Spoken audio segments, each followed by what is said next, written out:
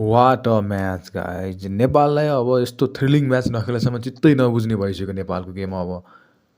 5 रनले game जित्यो नेपालले है यति थ्रिलिङ छ मन मुटु यति ढुकढुक भइरहेछ है Sandeep Lamichhane what a man Sandeep Lamichhane आज सन्दीप लामिछानेको एउटा माइल स्टोन पुरा भएको छ उनी नेपालको पहिलो प्लेयर भएका छन् 250 विकेट लिने र उनको यो आज दोस्रो टी20 आईमा 5 विकेट हल हो र आजको खेलको कुरा गर्नुपर्दा नेपालले पहिला ब्याटिङ गर्दा जम्मा 147 रन बनाउन सक्यो जसमा रोहित कुमार पौडेलको 58 रनको योगदान रह्यो भने दिपेन सिंह ऐरी 26 गुलसन झा 16 र सम्पल कामी 14 अनि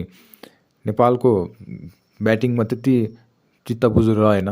जति आशा गरेका थियौँ हामीले त्यति भएन तैपनि ठिकै छ हाम्रो बलरहरूले त्यसको भरपाई गर्नुभयो राम्रोसँग बलरहरूको राम्रो प्रदर्शन आयो र हामीले गेम जित्यौँ पनि सन्दीप लामिछाने 5 विकेट लिए नन्दन यादव 2 दिपेन सिंह ऐरी 1 विकेट लिएका छन् एकदमै राम्रो प्रदर्शन आयो बलरहरूको तर्फबाट र विशेष गरी Sandeep Lamichhane what a bowling what a man what a player Sandeep Lamichhane just wow र यो सन्दीप लामिछानेको यस टुर्नामेन्टको नम्बर 1 बेस्ट बलिङ फिगर पनि हो उनको 3.5 ओभरमा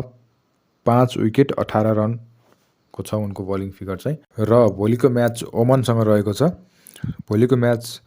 8:45 मा रहेको छ नेपालको समयअनुसार लाइक कमेन्ट सेयर र सब्सक्राइब गर्न नभुल्नुहोला थ्याङ्क्स फर वाचिङ